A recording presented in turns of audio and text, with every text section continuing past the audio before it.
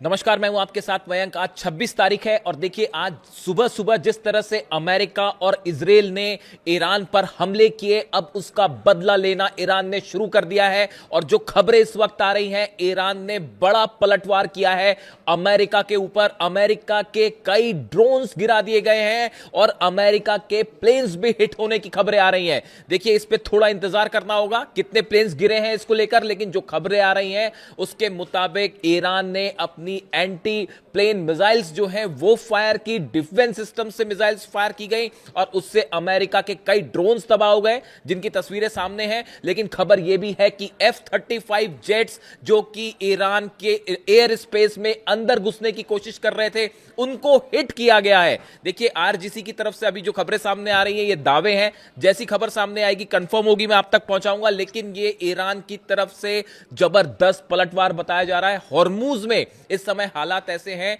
देखिए जो दावा हो रहा है ईरान की तरफ से कि अमेरिका के कई प्लेन्स ने, फाइटर जेट्स में, जिसमें F-18 शामिल थे, F-35 शामिल थे, उन्होंने टेक ऑफ किया अब्राहम लिंकन से, एयरक्राफ्ट करियर से, और वो ईरान के एयर स्पेस के अंदर घुसने की कोशिश कर रहे थे।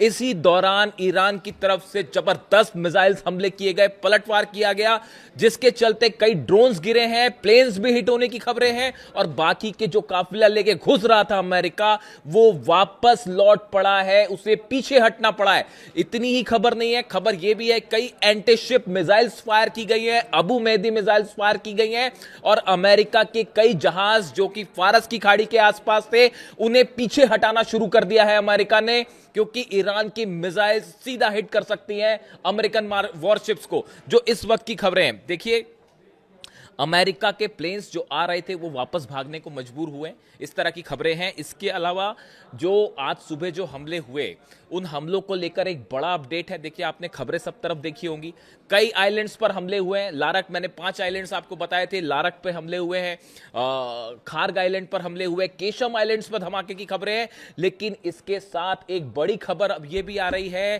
कि ईरान के 2 न्यूक्लियर साइट्स के पास भी धमाके की खबरें हैं। अभी इसके बारे में और डिटेल आएगा, मैं आप तक पहुंचाऊंगा। खबर यह है ईरान के 2 न्यूक्लियर साइट्स पर धमाके की खबरें हैं, उन्हें निशाना बनाने की कोशिश की गई है और ये हमले इजराइल की तरफ से किए गए। देखिए अभी सुबह जो जानकारी आई थी, जो सेंटकॉम ने जानकारी दी थी कि हमने अपनी डिफेंस में स्ट्राइक की है, मामला ऐसा नहीं है, ये बड़ी स्ट्राइक थी, इसको डाउन प्ले करने की कोशिश की गई, लेकिन हमला बड़ा था। इजराइल के जेट्स भी इसमें शामिल थे, अमेरिका के जेट्स इसमें शामिल थे। अब्बास अराक्ची साहब ने एक प्रेस कॉन्फ्रेंस की अब से थोड़ी देर पहले और उन्होंने डिटेल में इसकी जानकारी दी है कि कहां कहां हमले किए गए। उन्होंने कहा हम आकलन कर रहे हैं कहां कितना नुकसान हुआ है। लारक द्वीप पर सबसे ज्यादा नुकसान की खबर है। अब उसके बाद ईरान की तरफ से बड़े ऐलान हुए हैं। पहला, इस समय जब मैं आपसे बात कर रहा हूं, हॉर्मूज में अच्छी खासी भिड़न जारी है, दोनों तरफ से हमले इस वक्त भी जारी हैं और ईरान ने बड़ा मिसाइल लॉन्च किया है हॉर्मूज के आसपास, अमेरिकन जहाजों पर, अमेरिकन एयरक्राफ्ट पर। अब देखिए इसके अलावा जो खबरें हैं, ईरान की तरफ से 2 बड़े एक्शन हुए हैं। पहला तो ईरान के सुप्रीम लीडर मुस्तफा खामनेई का बयान सामने आया है। उन्होंने ये बात साफ कर दी है, उन्होंने कहा है कि जिस तरह से ईरान पर हमले किए गए इसका बदला लिया जाएगा। उन्होंने इजराइल को कैंसर बताया। उन्होंने ये कहा जैसे कैंसर का ट्यूमर होता है उस तरह से इजराइल है और इजराइल को नक्शे से मिटा दिया जाएगा, इजराइल को खत्म कर दिया जाएगा। इस तरह की बात, इस तरह का संदेश मुस्तफा खामनेई साहब की तरफ से आया है। जिस तरह से हमले हुए उसके बाद, यानी अब यह तय माना जा रहा है कि ईरान इजराइल पर एक बड़ा अटैक करेगा। और देखिए अगले चंद घंटे बहुत बड़ा डेवलपमेंट हो सकता है और शायद हम वैसी जंग फिर से देखें जो 40 दिन की जंग थी। इसके अलावा देखिए बड़ी खबर यह है, ईरान के विदेश मंत्री अब्बास अराक्ची साहब रूस जा रहे हैं। अब से थोड़ी देर में वो रूस के लिए रवाना हो जाएंगे, उनकी पुतिन से मुलाकात होने जा रही है। देखिए हालात यहां पर तेजी से बदल गए हैं, बिगड़ गए हैं। यूक्रेन और रूस के बीच में बड़ी जंग छिड़ चुकी है। जिस तरह से हमले कर रहे हैं पुतिन, देखिए पुतिन ने 5 न्यूक्लियर मिसाइल्स दागी हैं पिछले 48 घंटे के अंदर यूक्रेन पर। अब मामला बिगड़ता दिख रहा है। और उसके अलावा लावरोव की बात हुई है मार्को रूबियो से, अमेरिका के विदेश मंत्री से, और लावरोव ने, रूस के विदेश मंत्री ने यह बात साफ कर दी है कि जब तक अब यूक्रेन को हम घुटने पर नहीं ले आएंगे तब तक ये हमले नहीं रोके जाएंगे।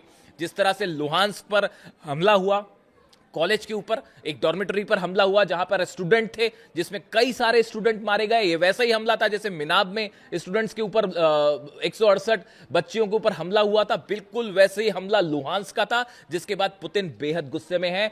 5 न्यूक्लियर मिसाइल्स फायर की गई हैं, 5 तरह की न्यूक्लियर मिसाइल्स, 5 तरह की न्यूक्लियर मिसाइल्स, जिसमें ऑर्शनिक भी शामिल है, कैलिबर भी शामिल है, इन सबको फायर किया गया है यूक्रेन पर। और बिल्कुल वैसे ही जंगी हालात अब देखने को मिल रहे हैं ईरान और अमेरिका के बीच में। देखिए, मैं फिर से इस बात को रिपीट करूंगा, पूरी दुनिया में जितने पत्रकार हैं, जितने न्यूज़ चैनल्स हैं, जितने पॉडकास्ट चल रहे हैं, सबका स्टैंड ये था कि ईद के पहले हमला नहीं होगा, हज के बीच में हमला नहीं होगा। आप मेरा वीडियो उठा के देखिए, मैंने दावा किया था आपको कि हज के बीच में ही हमला होगा, ईद से पहले हमला होगा। और देखिए, ये खबर एक बार फिर सच साबित हुई। इसकी बड़ी वजह थी, देखिए, कई लोगों ने मुझसे पूछा, आज सुबह से कई फोन्स आ गए हैं मेरे पास, और सब ये पूछ रहे हैं कि आपने ये दावा कैसे किया था कि ईद के पहले पहले हमला हो जाएगा, हज के बीच में हमला होगा। कई लोगों ने ये सवाल पूछे। आप इकलौते ऐसे पत्रकार हैं जिनका ये दावा था कि हज के बीच में हमला होगा, ईद के पहले। आपने कैसे दावे किए? देखिए, इसकी 2-3 बड़ी वजह थी। सबसे बड़ी वजह, अगर आपने नोटिस की हो, जिस आनन फानन के साथ सऊदी में डिफेंस सिस्टम तैनात किए गए पिछले 48 घंटे में, वो बड़ा ही अस्वाभाविक था। इसी तरह के डिप्लॉयमेंट यूएई ने भी किए हैं। आप देखिए, सऊदी में मक्का मदीना के आसपास, काबा के आसपास जिस तरह से डिफेंस सिस्टम तैनात किए गए, ये यूजुअल प्रोसेस नहीं थी। आप इसको समझिए, डिफेंस, अगर आप इस बात पर नजर रखें तो यह साफ बात दिखाई दे रही थी कि सऊदी को इस बात का डर था कि ईरान अचानक हमला कर सकता है। अब सऊदी को इस बात का क्यों डर था? क्या सऊदी इस बात को जानता था? क्या मोहम्मद बिन सलमान इस बात को जानते थे कि अमेरिका और नेतन्याहू एक बार फिर स्ट्राइक करने जा रहे हैं 48 घंटे के अंदर? क्या यही वजह थी उस जल्दबाजी की, जो डिफेंस सिस्टम तैनात किए गए, आनन फानन में इजराइल से सिस्टम मंगवाए गए? एक पॉइंट। दूसरा पॉइंट आप देखिए, अब्राहम लिंकन एयरक्राफ्ट कैरियर पर पिछले 48 घंटे के दौरान बड़े डेवलपमेंट्स हुए। F-35 जेट्स ने टेक ऑफ किया, F-18 जेट्स ने टेक ऑफ किया। अमेरिका की तरफ से जब भी कोई बड़ी एयर स्ट्राइक होती है, उसके ठीक पहले अमेरिका की एयरफोर्स एक मिनी एक्सरसाइज करती है, जो कि शुरू हो चुकी थी। दूसरी बड़ी वजह। तीसरी बड़ी वजह, इजराइल से कई रिफ्यूलिंग जेट्स ने टेक ऑफ किया। बेन गुरियन एयरपोर्ट से 4 से 5 रिफ्यूलिंग जेट्स ने टेक ऑफ किया, जो हॉर्मूज के ऊपर गए। आप सोचिए, अगर रिफ्यूलिंग जेट्स टेक ऑफ करते हैं बेन गुरियन एयरपोर्ट से, वो हॉर्मूज के ऊपर क्यों गए? ऑब्वियस सी बात है कि हॉर्मूज के आसपास कोई हमला होने वाला है। वो वहां पर भाई घूमने तो गए नहीं होंगे, पिकनिक मनाने तो गए नहीं थे वहां पे। वो F-35 F-18 जेट्स जो कि इन्वॉल्व थे, इनकी रिफ्यूलिंग के लिए गए थे कि एयरमैन की रिफ्यूलिंग की जरूरत पड़ सकती है, या अब्राहम लिंकन पर जो एयरक्राफ्ट है अमेरिका के, उनको ऑयल सप्लाई करने के लिए मूवमेंट हुआ था। इसीलिए यह बात साफ थी कि पहले ही हमला करेगा। और चौथी बड़ी वजह, देखिए, अमेरिका जब भी अटैक करता है, उसकी खास बात यह होती है कि वो एकदम से अटैक करेगा। मतलब आप ये सोचेंगे, या तो ये कहा जाएगा अभी बातचीत हो रही है और उसके बीच में हमला हो जाएगा। इसीलिए शायद ये सोचा अमेरिका ने कि सब ये मान के चल रहे हैं कि भाई अभी हज चल रहा है, ईद होने वाली है, इसलिए हमला नहीं होगा। सरप्राइज करने की कोशिश की गई ईरान को और बीच में हमला कर दिया गया। ये वैसा ही था जैसे अली खामनेई साहब पर हमला हो। इसीलिए आपको कहते हैं कि जो पुराने ट्रेंड्स हैं उससे सीखना पड़ेगा, आपको समझना पड़ेगा। पिछली बार जब हमला हुआ था और जिस तरह से हमले हुए अली खामनेई साहब में, रमजान के बीच पे हमला किया गया। इसीलिए इस बार देखिए हज के बीच में हमला किया गया। इस ट्रेंड को समझिए आप। इसीलिए मैंने दावा किया था कि ये हमले हज के बीच में हो जाएंगे और फिर से एक बार जंग हो सकती है। और अब वही हालात सामने खड़े हुए हैं। एक बार फिर धोखा हुआ। बड़े सारे लोग मुझसे पूछ रहे थे कि भाई आप डील के पक्ष में क्यों ना हो, किससे डील की जाए और क्या डील की जाए, उनसे जो हमले कर रहे हैं कैसे डील हो सकती है। बड़े बड़े तमाम दावे हुए, कितने लोग जो है वो खबरें चली कि अब ये डील हो गई है, वो डील हो गई है, ईरान यूरेनियम दे देगा। सब बेसलेस और फर्जी खबरें थी जो फैलाई गई थी पब्लिसिटी स्टंट के लिए। हमने डंके की चोट पे बात कही थी कि डील नहीं होगी, ईरान यूरेनियम देने का कोई सवाल ही नहीं है। और देखिए ये खबर भी साबित हुई। याद रखिएगा इस बात को। जितने दावे हमारे हो रहे हैं, बड़ी रिस्पॉन्सिबिलिटी के साथ मैंने दावे किए और सब के सब सच साबित हो रहे हैं। आप उठा के देख लीजिए, क्या किसी और शख्स ने यह बात कही थी कि हज के दौरान हमला होगा या ईद के पहले हमला होगा? सिर्फ हमने कहा और यह खबर साबित हुई सच। और आप और देखिए, ईरान की तरफ से बहुत बड़े पलटवार की तैयारी कर ली गई है और जो मुस्तबा खामनेई साहब का जो संदेश आया है, हम इजराइल को मिटा देंगे, ये एक संदेश है इस बात का, ये इशारा है इस बात का कि इजराइल के ऊपर बहुत बड़ा हमला होने जा रहा है। देखिए ये हमले क्यों हुए, इसकी कई वजह भी सामने है। सबसे बड़ी वजह है तो ईरान जो है अपेरेंटली कि भाई ईरान अपना यूरेनियम देने को तैयार नहीं है।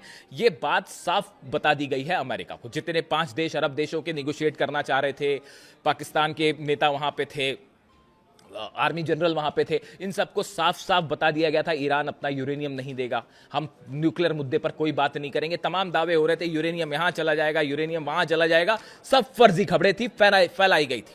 बात नंबर 1। बात नंबर 2, आप देखिए एक बड़ी लॉबी काम कर रही है। आप मेरा कल का वीडियो उठा के देखिए, मैंने कई लोगों के नाम लिए थे जो खबरें हैं वेस्टर्न मीडिया में खबरें हैं। देखिए मार्क डूडोविट्स डोनाल्ड ट्रंप के करीबी हैं, लिंडसे ग्राहम आप जानते ही हैं, टेड क्रूज, ये वो नाम है, ये इनको बड़ी लॉबी माना जाता है इजराइल की, जो कतई नहीं चाहते कि किसी तरह की डील हो जाए। नेतन्याहू कतई डील नहीं होने देंगे, और अगर डील होती भी है तो उसको फिर से तोड़ दिया जाएगा जैसे 2015 के पैक्ट को तोड़ा गया।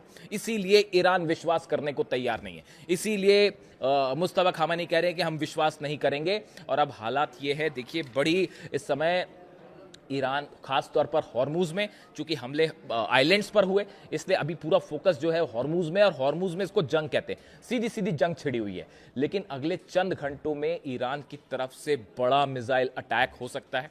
और देखिए अब्बास अरागची साहब तुरंत पुतिन से मिलने भी जा रहे हैं। हो सकता है कि इस मुलाकात के बाद एक्शन देखने को मिले, लेकिन फिलहाल ईरान की तरफ से हॉर्मुज में कई मिसाइल्स फायर की गई हैं, और उसमें अभी कितना नुकसान है अमेरिका को, ये थोड़े वक्त पर सामने देखने को मिलेगा। लेकिन अभी हालात ये है कि ये बात साफ हो चुकी है कि कोई डील जैसी संभावना नहीं है, पूरी तरह से खारिज है। अब्बास अरागची साहब की प्रेस कॉन्फ्रेंस थी अब से थोड़ी देर पहले, और जो बातें उन्होंने कही, उन्होंने कहा कि हमारे को बिल्कुल बदला लेने का पूरा अधिकार है। उन्होंने कहा इंटरनेशनल लॉ, यूनाइटेड नेशंस के चार्टर को अमेरिका ने तार तार कर दिया है। हम एक बार फिर बात कर रहे थे, इजराइल की तरफ से बीच में ये हमले हुए हैं, तेहरान पर भी हमले हुए हैं, तेहरान के आसपास भी धमाके हुए हैं, 2 न्यूक्लियर साइट्स पर धमाके की खबरें हैं। इसका बदला लेने का हमको पूरा अधिकार है। और अब देखना यह है अगले चंद घंटे में ईरान की तरफ से क्या रिप्लाई देखने को मिलता है। जो भी अपडेट होगा मैं फौरन आप तक लाने की कोशिश करूंगा। कमेंट करके बताइए इस वीडियो को लेकर आपकी क्या राय है। Thank you so much.